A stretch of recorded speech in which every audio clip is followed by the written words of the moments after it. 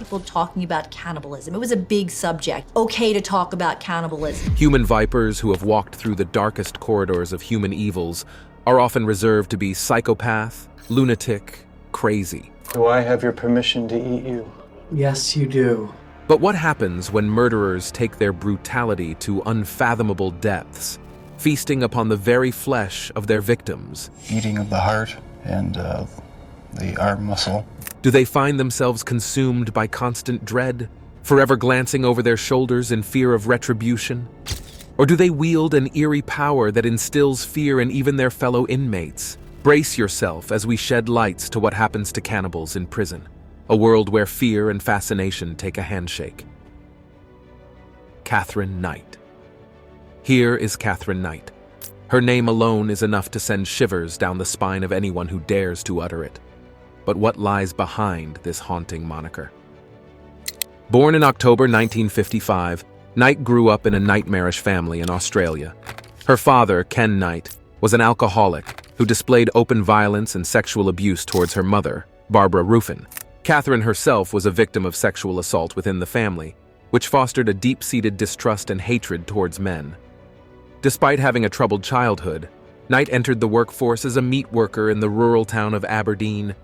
Her job at the local slaughterhouse provided her with a disturbing fascination for the act of killing, and she cherished her own set of butcher's knives as her most prized possessions. Knight's violent tendencies manifested in her relationships, where she subjected her ex-partners to physical and emotional abuse. She fractured her husband's skull with a frying pan and even stabbed another partner, though he miraculously survived. Knight's children were not spared from her cruelty, as she subjected them to physical and emotional abuse as well. Then she met John Price, a divorcee and successful miner who fell into Knight's orbit. Despite being aware of her reputation, Price allowed her to move in with him. However, their relationship quickly turned violent, with Knight attempting to force Price into marriage through theft and manipulation. When Price refused, Knight retaliated by reporting him for stealing expired first aid kits, leading to the destruction of his career. The culmination of this toxic relationship was nothing short of horrifying. In February 2000, Knight brutally attacked Price while he slept, stabbing him over 37 times. But the horror didn't end there. Displaying her skills from the slaughterhouse, Knight proceeded to skin Price's lifeless body, decapitate him, and cook parts of his remains. She even set the table, placing name cards with the names of Price's children next to the grotesque meal she had prepared. Knight's crime sent shockwaves through the nation and the world.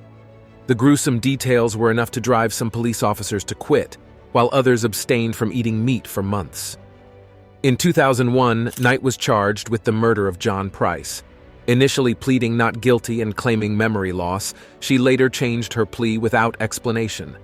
In a landmark decision, Knight was sentenced to life imprisonment without the possibility of parole, becoming the first and only woman in Australian history to receive such a sentence.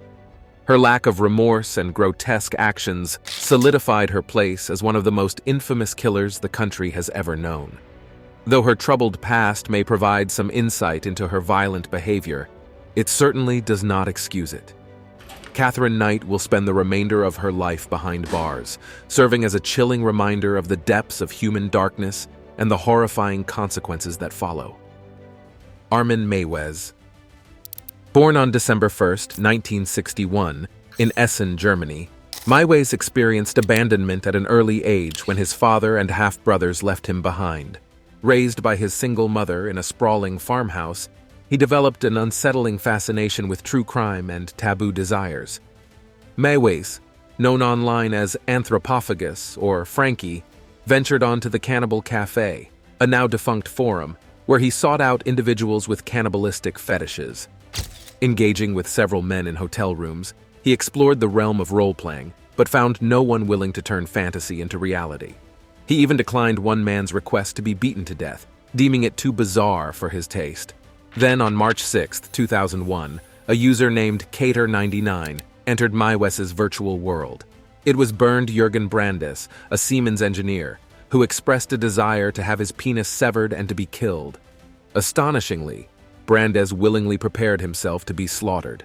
The two men exchanged passionate messages, and on March 9, 2001, Brandes took the day off work, sold his belongings, and erased his digital footprint. He purchased a one-way ticket to Kassel, where Mayes eagerly awaited him. Arriving at Mayes' residence after a stop at a pharmacy, the men engaged in sexual acts. Briefly hesitating, Brandes consumed 20 sleeping pills, cough syrup, and schnapps to numb himself for what would follow. Mayes documented the events on video as Brandes, with a haunting declaration of "now do it," hoped to fulfill his macabre desires. What unfolded next can only be described as a horrifying descent into madness. Mayes attempted to comply with Brandes' request to bite off his penis, but failed. Resorting to a kitchen knife, he severed the organ and even attempted to feed it to his victim. However, the flesh proved too tough to consume. Undeterred, Mayes seasoned the severed member with salt, pepper, wine, garlic, and Brandes fat. This gruesome act marked the beginning of a chilling feast. Mayes fulfilled his promise to Brandes by burying his skull and other inedible body parts in the garden. Over the following 20 months, the Rotenburg cannibal consumed a staggering 44 pounds of his victim's flesh. Throughout the ordeal, Mayes meticulously documented these treacherous acts of his, capturing 4 hours of mutilation on tape. The authorities eventually caught up with Mayes on December 10, 2002, after an Austrian student reported him to the police. Inside his home, they made a horrifying discovery. Hidden beneath a false bottom in his freezer lay pounds of human flesh. Despite Mayes' claim that it was wild boar meat, the damning evidence of his crime was undeniable. While Mayes was diagnosed with schizoid personality disorder, experts deemed him mentally fit to stand trial. The legal proceedings commenced on December 3, 2003, resulting in his conviction for manslaughter on January 30, 2004. Mayes was sentenced to 8 years and 6 months behind bars, and later adopted a vegetarian lifestyle. However, the story did not end there. In April 2005, Mayes faced a retrial. Prosecutors argued that he should have been charged with murder instead. Ultimately, on May 10, 2006, the court sentenced him to life imprisonment. Shockingly, recent reports suggest that Mayes has been allowed to roam the streets incognito as part of a rehabilitation program, despite the grisly nature of his crimes. The story of Armen Mayes is a chilling reminder that even seemingly ordinary people can harbor dark and disturbing desires. Anton Singleton. On April 10, 2002, police received a distress call from a woman who reported a naked man covered in blood, muttering and chewing while gazing at the sky. Authorities advised her to keep her distance as they hurried to the scene. Fear gripped the woman, and she rushed to her friend's apartment only to discover a horrifying sight. Her 20-year-old friend, Tanisha Isaias, lay lifeless in a pool of blood, her body gruesomely cut open with teeth marks adorning her face and lungs. The identity of the naked man remained a mystery. Every time he was questioned, he responded with growling animal sounds. He was swiftly apprehended and taken into custody. To everyone's astonishment, his name was revealed to be Anton Singleton, also known as Big Lurch.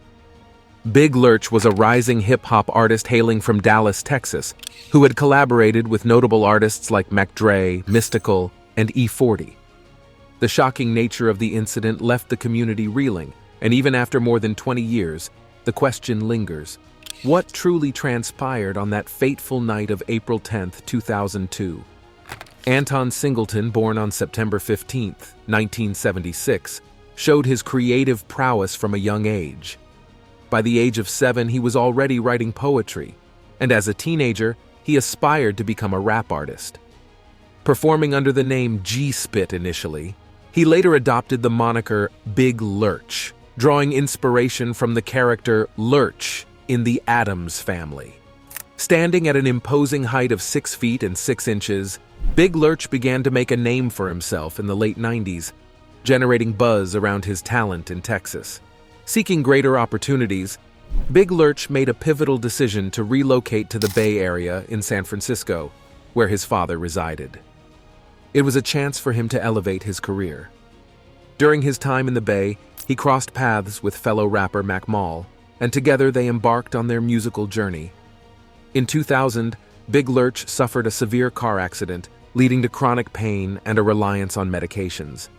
PCP provided temporary relief, but it also fueled vivid hallucinations and increasingly disturbing lyrical content. The drug took its toll, and Big Lurch's grip on reality began to slip. On April 19, 2002, Big Lurch and his roommate smoked PCP together. The details of that night remain hazy for the rapper as his memory fades after that point. Eyewitnesses revealed that Big Lurch ordered everyone out of the house except for Tanisha Isaias, his roommate's girlfriend. Tragically, he launched a brutal attack on her, beating her mercilessly before fatally stabbing her in the heart. But the horror didn't end there. In an act too gruesome to comprehend, Big Lurch tore open Isaias's chest, removed her right lung, and even consumed it. The autopsy revealed teeth marks on her face and lungs, painting a picture of unimaginable savagery. When the police apprehended Big Lurch, he was found running naked and covered in blood, barking like a dog and staring at the sky. Medical examinations confirmed his consumption of human flesh. He was subsequently sentenced to life in prison. The tragic story is one of the most horrifying chapters in the history of hip-hop, forever etching itself into the annals of true crime. Jeffrey Dahmer. In a quiet neighborhood in Milwaukee, Wisconsin, a horrifying tale unfolded that dazzled the universe. This is the story of Jeffrey Dahmer, a man whose heinous crimes would forever stain the pages of history. Dahmer's twisted journey began in 1978, shortly after his high school graduation. He lured a hitchhiker named Stephen Hicks to his house, where he unleashed his dark desires. Hicks became Dahmer's first victim, brutally beaten and strangled to death. But this was just the beginning. Dahmer's thirst for violence and control grew with each passing year. He enrolled at Ohio State University, but succumbed to his alcohol abuse and dropped out. Joining the United States Army didn't bring him redemption either, as his alcoholism persisted. Returning to Wisconsin, Dahmer's descent into darkness intensified. His heavy drinking led to numerous arrests and a life filled with turmoil. Then, in 1987, he claimed his second victim, Stephen Tuomi, whom he drugged and attacked during a blackout. With a taste for blood, Dahmer embarked on a sinister path. He sought out victims to seduce and kill, indulging in acts of necrophilia and cannibalism. By 1991, he had taken the lives of 17 men and boys. But fate had a different plan for Dahmer. In July 1991, he approached 3 men, offering them money for nude photographs. One of them, Tracy Edwards, reluctantly agreed and followed Dahmer to his apartment. Little did he know that he had entered a den of unspeakable horrors and was ready to dance to the tune of what happens to cannibals in prison. Dahmer handcuffed Edwards and threatened him with a knife, intending to consume his heart. Yet, in a moment of bravery, Edwards fought back, striking Dahmer and managing to escape. He ran out of the apartment, flagging down 2 police officers, revealing the monstrous truth. The officers, armed with this newfound knowledge, entered Dahmer's lair and discovered a drawer filled with chilling Polaroid pictures depicting dismembered bodies. Dahmer attempted to flee, but the long arm of justice caught up to him. On that fateful day, July 22, 1991, Jeffrey Dahmer's reign of terror came to an end. He was arrested and, in a detailed confession, admitted to the gruesome details of his 17 murders. Dahmer faced the justice system, charged with multiple counts of first-degree intentional homicide. His trial commenced in January 1992, and after careful deliberation, the jury found him sane and guilty on 16 of the murder charges. He was sentenced to 16 consecutive life terms in prison, a total of 957 years. In November 1994, Dahmer met his fate within the prison walls. A fellow inmate bludgeoned him to death, ending the life of one of history's most notorious serial killers. Through films, documentaries, and television series, we strive to understand the mind of a monster and shed light on the stories of his victims. Jeffrey Dahmer's name has become synonymous with horror, forever etched in the annals of true crime. But let us not forget the resilience of those who survived, like Tracy Edwards, whose harrowing escape played a crucial role in bringing Dahmer to justice. Their stories remind us of the strength of the human spirit and the triumph of good over evil. As we delve into the depths of this dark chapter in history, we must remember the victims, their families, and the communities forever scarred by Jeffrey Dahmer's monstrous acts. May their memory serve as a solemn reminder to remain vigilant against the forces of darkness that may walk among us. Stephen Griffiths. Meet Stephen Griffiths, a criminology PhD student with a chilling obsession with murder. One may wonder if his career choice as a criminologist influenced him negatively.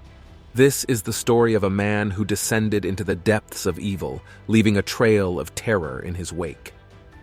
Stephen's sinister journey began long before he committed his heinous crimes. As a young boy, he attended the same school as John George Hay, the infamous acid bath murderer.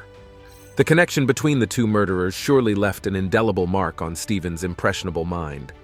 Years later, Stephen Griffiths would carve his path to notoriety. With a crossbow as his weapon of choice, he embarked on a horrifying spree, targeting sex workers in the streets of Bradford. His victims would be subjected to unspeakable acts, their bodies dismembered, and rumors even circulated that he had consumed parts of their flesh. What is most disturbing is that Stephen seemed unfazed by the prospect of getting caught. Just under a year after his first murder, he was captured on CCTV dragging the lifeless body of his final victim back into his apartment building. It was a chilling and damning piece of evidence that would bring his reign of terror to a close. But how did Stephen Griffiths reach such depths of depravity? The signs were there, hidden in the shadows of his troubled past. Born on a cold Christmas Eve in Dewsbury, Yorkshire, Stephen showed a fascination with violence from an early age. He witnessed his mother engaging in promiscuous activities. He saw her torturing innocent birds, reveling in their pain. As he grew older, Stephen's dark desires manifested in acts of violence. He became a habitual shoplifter, and his crime spree eventually culminated in a brutal knife attack on a store manager that landed him in jail. It was during this time that he was diagnosed as a sadistic, schizoid psychopath, harboring a deep preoccupation with murder. In a twisted turn of events, Stephen sought to legitimize his morbid interests by pursuing a graduate degree in homicide studies at the University of Bradford. Little did anyone suspect that his academic pursuits were a mere disguise for his sinister intentions. Stephen Griffiths, known to his neighbors as the Lizard Man, stood out with his eccentric appearance and peculiar behavior. Regularly seen walking his pet lizards on leashes, he sported slicked-back hair, sunglasses, and a long coat. But behind this facade lurked a disturbed mind.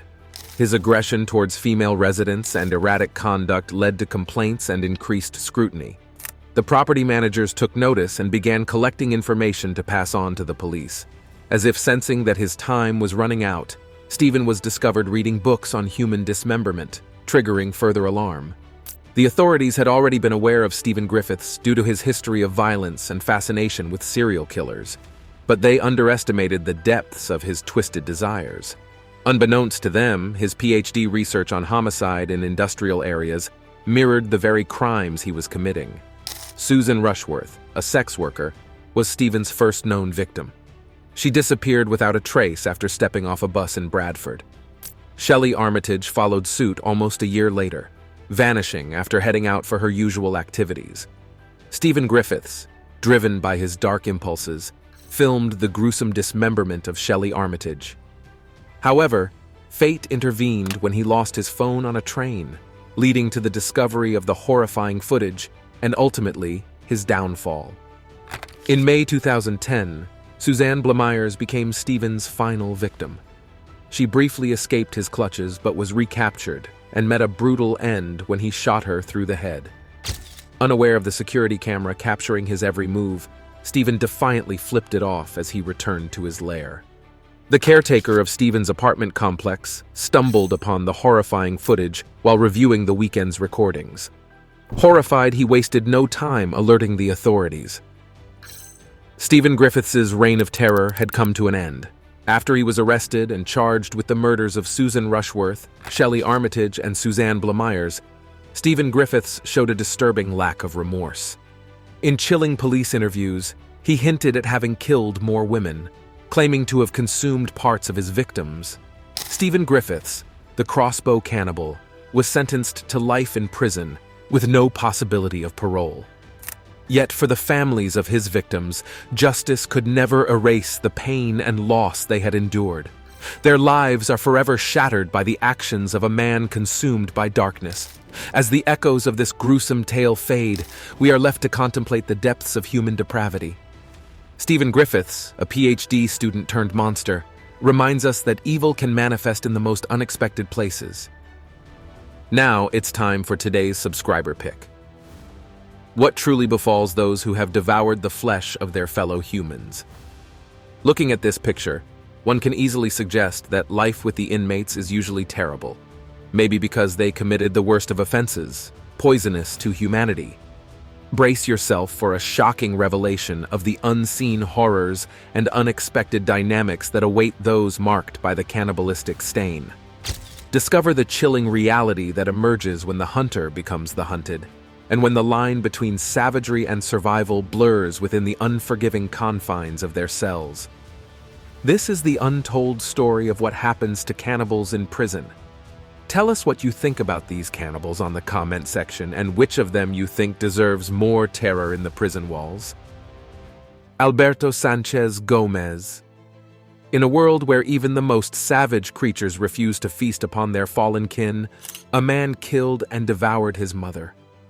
Within the walls of the apartment they shared, Alberto committed the most heinous of crimes. In 2019, he killed his mother, Maria Soledad Gomez, and proceeded to dismember her body, consuming her remains. The details of this gruesome act were revealed in a statement from the Madrid provincial court, leaving the world aghast. Alberto, now 28 years old, was apprehended by authorities in February 2019, and his trial commenced in April of the same year. The court, despite the defense's plea of his alleged psychological disturbance, handed down a sentence of 15 years for murder and an additional 5 months for the desecration of a corpse. As part of the ruling, Alberto was also ordered to pay nearly $100,000 in compensation to his brother, a fee that pales in comparison to the magnitude of his unimaginable crime. The arrest sent shockwaves through the community. Spain's national police, in a tweet at the time, confirmed the discovery of the victim's remains in Tupperware boxes. Maria Gomez had not been seen for a month, her disappearance shrouded in mystery until the horrifying truth came to light. According to documents from the Madrid prosecutor's office, Alberto strangled his mother to death following an argument. He then proceeded to dismember her body, using a carpenter's saw and 2 kitchen knives. Some of the grisly pieces were hidden away in the freezer, while others were callously discarded in plastic bags and thrown into the trash. The media, grappling with the shocking nature of the case, bestowed upon Alberto a chilling moniker, the Cannibal of Las Ventas, named after the area of Madrid where he resided with his mother. It is a title that will forever be associated with his monstrous deeds, etching his name into the annals of infamy. Yet this is not the first time the world has been confronted with the horrors of cannibalism. In a separate case that unfolded in South Africa, 2 men were sentenced to life in prison for murder in what locals dubbed the cannibal case. The previous year, a traditional healer named Nino Mbata shocked authorities when he arrived at a police station clutching a human leg and hand, confessing to his gruesome habit. The ensuing investigation led to the discovery of more body parts, and Mbata, along with another man named Lungisani Magubane, was convicted of murder. These tales of cannibalism remind us of the darkest corners of the human psyche, where unthinkable acts can be committed. The Bakshivs. This is the story of a husband and wife consumed by a twisted desire to indulge in the forbidden. They became cannibals, reveling in the unthinkable act of feasting upon their fellow humans. Not 1, not 2, but many innocent lives were devoured in their insatiable hunger for human flesh. The crime was eventually uncovered by the diligent efforts of the Pandy police, who brought the cannibal couple to justice. However, their horrifying legacy lingers, haunting the memories of those who still bear witness to the depths of their depravity. The husband, Dmitry Bakshiv, met his demise while serving his sentence behind prison walls. His existence, marked by unspeakable savagery, was cut short, leaving behind a legacy of horror and disbelief. Even now, years after the incident, the world remains captivated by the chilling tale of the Russian cannibal couple who dared to indulge in the forbidden taste of human flesh. Let us delve into the harrowing details of their descent into darkness. Dmitry Bakshiev and Natalia Baksheva, hailing from the city of Krasnodar, stood accused of a heinous crime, a crime that shook the very foundations of humanity. They were charged with the murder of a woman, but their acts extended far beyond a single victim. The Bakshevs were found guilty of serial murder and cannibalism, sealing their fate within the confines of prison walls in 2019. During the investigation, the police stumbled upon a scene of unimaginable horror. Within the premises of Dmitry and Natalia's abode, a trove of chilling evidence was discovered. Food items, meats, and goods were seized, removed from their shelves and subjected to DNA testing. The true nature of their gruesome acts was revealed, sending shockwaves through the hearts of investigators and the public alike. Dmitry, born in 1982, had a troubled past, resorting to theft and engaging in odd jobs to survive. Natalia, born in 1975, once held a position as a senior nurse but lost her job due to her addiction to alcohol and the neglect of her duties. Together, they shared a bleak existence, residing in a school dormitory since 2002, estranged from society and leading an antisocial lifestyle. But it was the discovery of Dmitry's misplaced cell phone that unraveled the true extent of their horrors. Within its digital confines, images of human remains emerged, capturing a man shamelessly devouring flesh with his bare hands. The phone, inadvertently found by workers cleaning a road, became the catalyst for an investigation that would uncover the couple's darkest secrets. Hidden within the surrounding bushes, the remains of their victims were unearthed, confirming the couple's admission of guilt. Their modus operandi involved luring unsuspecting victims, subjecting them to torture, and ultimately dismembering their lifeless bodies. Pieces of human flesh were found preserved in saline solution, while the basement of their home served as a chilling repository for the remains of the deceased. In the subsequent court proceedings, Natalia Baksheva was convicted of incitement to murder and sentenced to 10 years in prison. Dmitry received a sentence of 12 years and 2 months, with a recommendation for psychological treatment. Tragically, Dmitry's life was cut short by a battle with type 1 diabetes, claiming his life within the confines of his prison cell on February 6, 2020. The depth of their depravity is truly unfathomable. Reports suggest that the couple had been engaging in cannibalistic acts since 1999, subjecting their victims to unimaginable horrors before sating their twisted appetites. Grisly accounts revealed that the victims' bodies were dismembered, transformed into various dishes, and even preserved in cans, a grotesque testament to their insatiable appetite for human flesh.